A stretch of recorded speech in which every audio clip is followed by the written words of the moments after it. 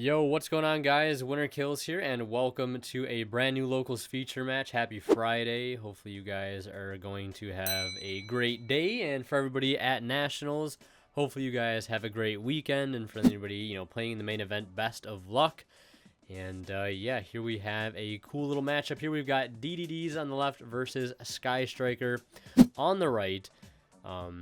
Yeah, Sky Striker is a deck that is notoriously known for playing Mystic Mine and other Floodgate cards like it.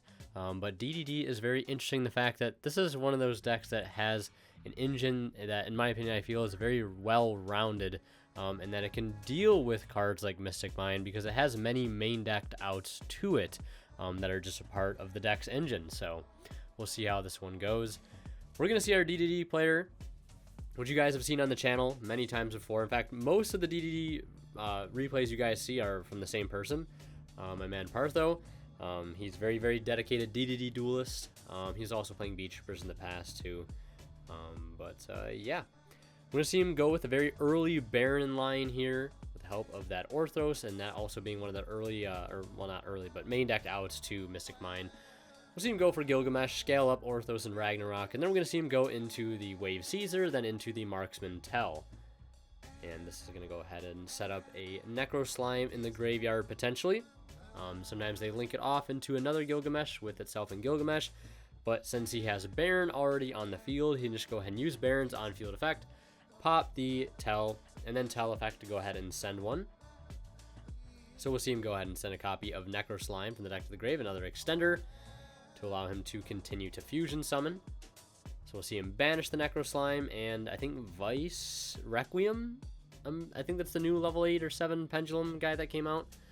But we're going to see him fusion summon for the High Flame King Genghis, and then we're going to see him activate the effect, the scale effect of Abyss Ragnarok, and that'll bring out the Caesar, and then High Wave, or a High Flame King Genghis effect will activate on the summon of Caesar to go ahead and bring out Marksman Tell.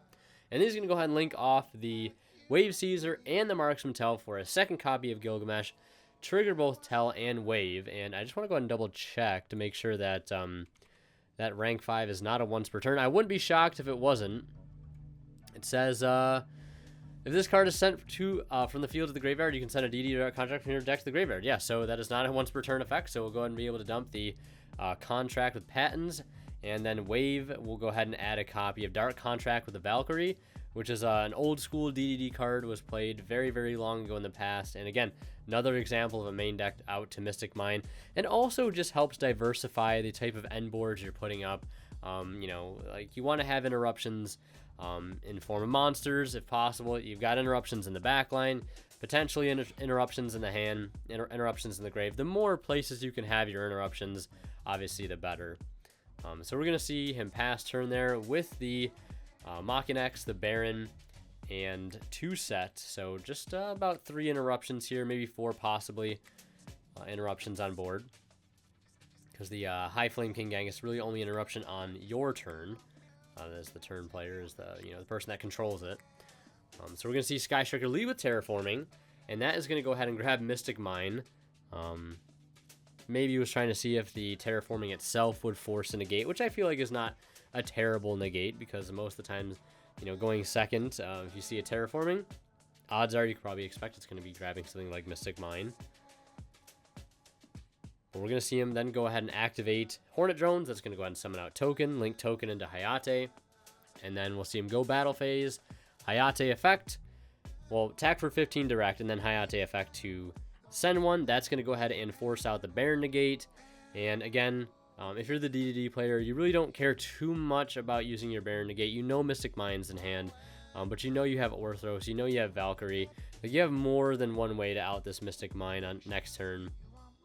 So we're going to go ahead and see the Widow Anchor get used on the High Flame King Genghis.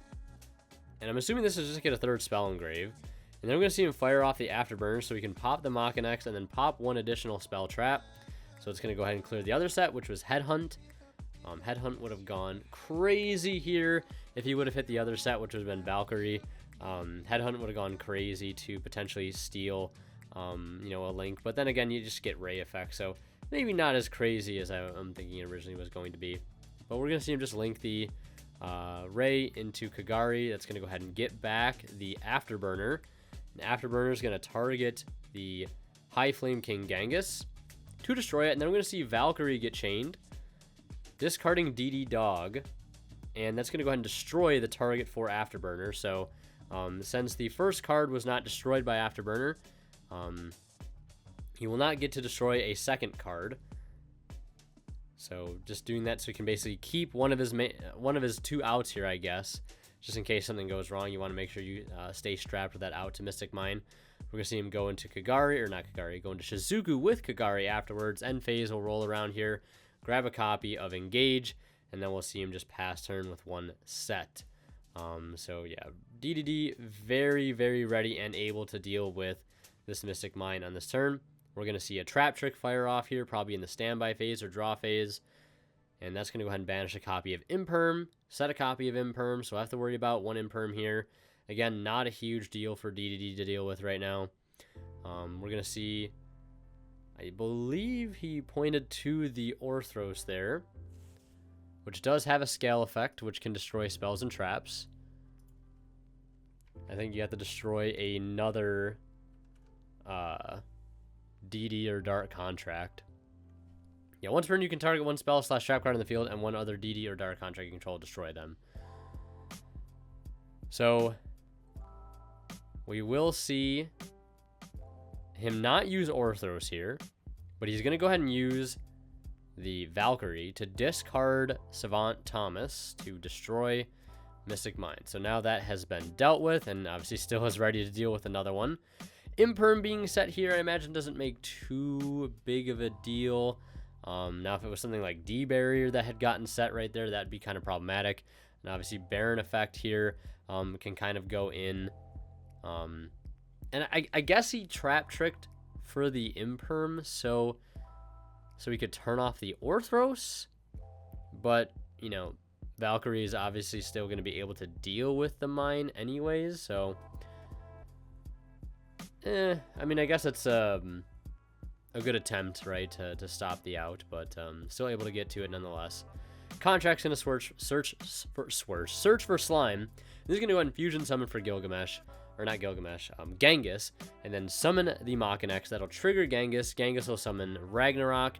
Ragnarok effect, go ahead and summon another one from grave. And he does have another Gilgamesh. I keep calling it Gilgamesh. Genghis, my bad. I'm messing up so much. So he's going to summon out the Genghis here. And then he can just go for the rank 6 High Wave King Caesar. And that can actually negate Ray's effect in Graveyard. And I think we'll just see an OTK here since Baron's at 3k. Well, everything's down by 500 right now, I believe, because there are 5 spells in our Sky Striker player's graveyard right now. So Baron's only at 25. But now everything else is at its full attack value now that the Shizuku's been cleared. So he'll take 1,000 over. He'll attempt to use Ray. High Wave Caesar will negate. And then they're just going to go ahead and move to game 2. So yeah, DDD taking that one there pretty easily, relatively in control the whole time, despite there being a Mystic Mine play. Again, the deck can just play through mines like it's nothing, because it has so many main decked out. So yeah, as they start here, quick shout out to Imperium Duelists, guys. Don't forget to check them out, the link below, and don't forget to use my discount code WinterKills 10 off, especially on June 29th at 6 p.m. Pacific time. They are coming out with a brand new deck box. You guys should definitely look into picking it up.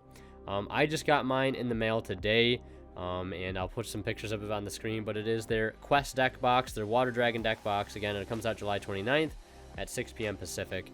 And get yours while supplies last, because it probably will sell out fast. Gorgeous deck box. Yeah, they did one of these in the past.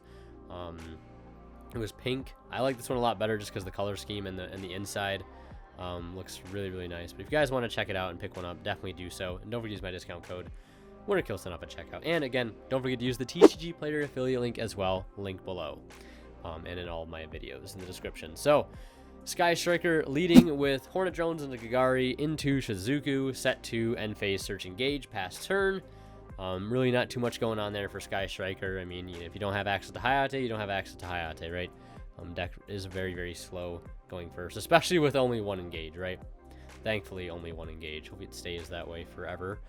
So now we're going to see DDD lead here with the Kepler, and we're going to see him get into a very, very early high Flame King Genghis, and this is great going into this board because Flame Genghis can basically negate a spell or trap effect, which is kind of huge here. So it can trade with Widow Anchors and Twin Twister like we're seeing here. Twin Twister, discard Shark Cannon, and that is going to go ahead and get negated by the High Flame King Genghis, and he's going to go ahead and summon out the Newton, and then not summon out Newton, summon out the Copernicus, and then it's going to be Chainlink 1 Copernicus, Chainlink 2 High Flame King to go ahead and revive out the Newton. Yeah. So Ragnarok is attempting to bring out one from grave, and on the summon of Flame King, and then that will successfully resolve, bringing out Copernicus, and then successfully bringing out another card alongside of it. We're going to see Demise of the Land get chained here, and he will still get the Body End Field. He'll still get the Send, because those were already activated prior to mine being on board. And then we're going to see our DDD player go for Duo Dawn King Kali Yuga. I think what has to be like the final boss of DDD monsters in the extra deck. Card's absolutely insane. It's actually just going to go ahead and skill drain everything on the field right now. And Mystic Mind does not stop this card because it says after this card is Xyz summoned for the rest of this turn, other cards and their effects cannot be activated on the field, and other cards' effects on the field are negated. That does not activate, is not an activated effect. It just happens, so it will turn off the Mystic Mind. And it will allow him to use the other effect here to be able to quick effect detach, destroy all their spells and traps, or all spells and traps on the field. So basically Heavy Storm, getting rid of the mine, getting rid of his, you know, his scales, his contract, but I mean, I guess it's kind of worth it at the end of the day. Although I think he could have set back his Swamp King. Not sure why he didn't there, because Kali Yuga does allow you to do that. It says you can then set, after you destroy everything, it says you can set one, or you can detach one on this card and then target a dark contract, spell or trap in your graveyard and set that target. So I guess opting to not use it there just because you want to keep the material underneath it so you can Heavy Storm next turn, which I guess makes a lot of sense. But there's another Mystic Mine, and the skill drain effect only applies to every card that'll hit the board, you know, for the rest of the turn when Kali Yuga is summoned. So that skill drain like effect is no longer applying now. So this second Mystic Mine will be able to be very, very clutch here. I want to say if he did not have this other mine, this Kali Yuga would be going in right now. Basically forcing his opponent to hold all of his, you know, Sky Striker spells and stuff.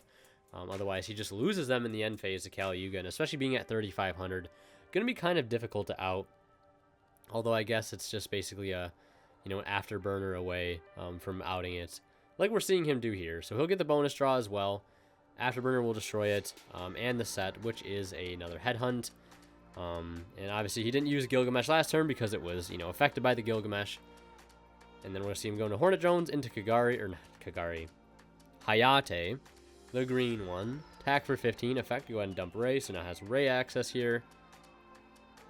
And yeah, once this deck gets to this point in the game, it's very, very hard to kind of, you know, come back and reestablish, because they're just going to have so much, especially now that the Engage is rolling here, now that multi-roll is getting into the picture. Yeah. Mine definitely helping out the deck with its very, very slow engine, you know, allowing it to sort of catch up and lower the opponent's ceiling down to where it's something that you can kind of keep up with card advantage wise until you can just outpace them, like we're seeing here. And end phase, you know, the Shizuku will resolve since there are one monster on each side of the field, so monster effects can be activated by either player here. So end phase, Shizuku, and then the Mystic Mine will go. So 2 sets and the multi-roll. Checking the graveyard right now to see what spells are available.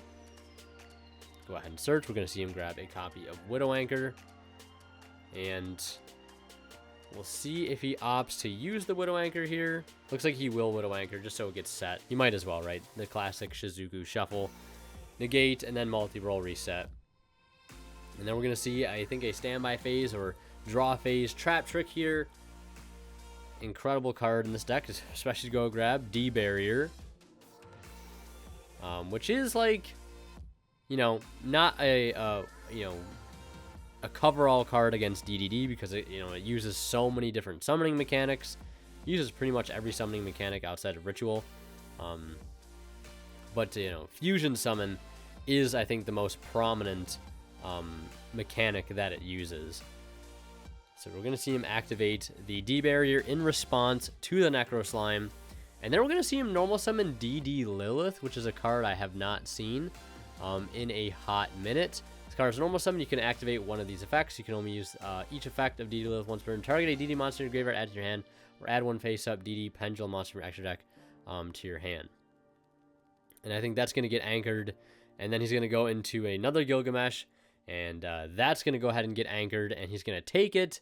And then end phase, we're going to see multi-roll. Go ahead and kick in here to set another Widow Anchor. End phase, the Gilgamesh will return. And he'll have to pass turn there, unfortunately. The double Widow Anchor, kind of nice. We're going to see him start his turn by linking off the Shizuku into a Kagari. Kagari effect will probably go grab the Engage. And then we're going to see him go ahead and, the normal summon Tuner Hand Trap technique into the Hulk. This is going to summon Effect Veiler, and then Effect Veiler and Hulk into Selene. Selene bring out Veiler, and then into Access Code. And then we know the Widow Anchor is set. So he doesn't even need to worry about destroying the Gilgamesh Cheater to trigger its float effect. He can just go ahead and take it and attack for 53, and then 18 for game with his opponent's own monster. So yeah, that is going to be the end of Game 2. We are into a Game 3 situation. And as you might expect, we are going to see DDD going first, leading with 1-for-1, pitching Rage. It's going to go ahead and grab probably either Kepler or Lamia from the deck. So we'll go ahead and summon Kepler. And then Kepler effect will go ahead and activate here to attempt to search a Dark Contract. That's going to get hit with Veiler. And, nice -1 there. Already had the Dark Contract in hand. Now, of course, that does keep him off potentially a bonus contract or something like Valkyrie, because they can get access to, like, Swamp King later on in the combo off their, like Caesar and Tell. Mainly Caesar, because I think Tell just sends and I think Caesar adds. But we're going to see him normal summon Copernicus. And Copernicus is going to go ahead and send Patton. Dark Contract with Pattons. Just want to go ahead and read this card. It says, if this card is sent to the graveyard, you can add a DD monster from your graveyard or one face-up DD pendulum monster from your extra deck to your hand. So I didn't even know it did that, TBH. So that's going to give him back the Rage, I think, to his hand. And then we're going to see him go ahead and link into Gilgamesh, scale up, and then he's going to go ahead and use the effect of Griffin. And then Griffin will get added to hand by the Thomas, I believe, and that is going to allow him to summon the Griffin to the board, and then go ahead and go for his, Wave Caesar into Tell. Tell is going to burn his opponent for 1,000 since he took damage, and he's going to go into another Gilgamesh here, and then that's going to go ahead and activate the effect of the Marksman Tell to go ahead and dump Swirl Slime. Swirl Slime effect here to go ahead and fusion summon. He's going to go ahead and bring out a Gilgamesh, and then overlay into a copy of Machinex, triggering the effect of Gilgamesh. As you can see why this is a very, very difficult deck to play. All these chain summonings mechanics that you can do in this deck, like, triggering your Ragnarok and scale your Gilgamesh off your, your Machinex summons. So many different ways to make certain combos happen here.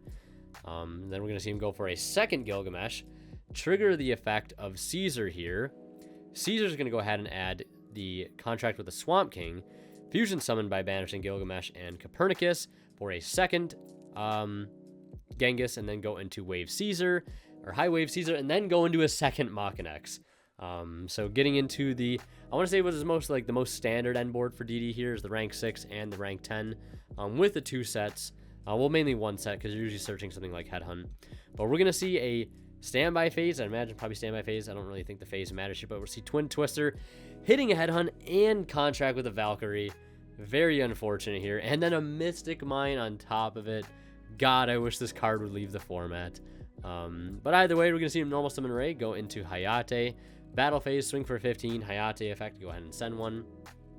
I mean, you could argue, like, oh, you don't really want to set the Valkyrie in this matchup because you kind of just want to hold it. And maybe they burn Twin Twister on the other set unknown, like thinking that it's probably a Valkyrie or something else, or like at least Headhunt, because that's still a pretty relevant card in this matchup, especially since they can take any of the striker links and just use them for, like Xyz fodder. Like they can make the rank 10 with it or fusion with it, since it's like treated as a DDD. Yes, it will trigger Ray, but it like keeps a body off their field. But we're gonna see him just get to Shizuku with mine up, secure some resources, and put his opponent out the mine, which the deck definitely can do. He will take a 2,000 damage burn here in the standby phase from both the Swamp King and the contract with Gate. And right now, he does have the opportunity to go ahead and search off of Gate to go ahead and grab Orthros, which is your key to victory here, kind of. To be able to, pop like the Gate, or you could pop like Newton, and that goes ahead and outs the mine. And at the point, you really just have to worry about stopping Ray, which, Caesar already does stop Ray. But we're going to go ahead and see him instead tribute summon the DD Dog.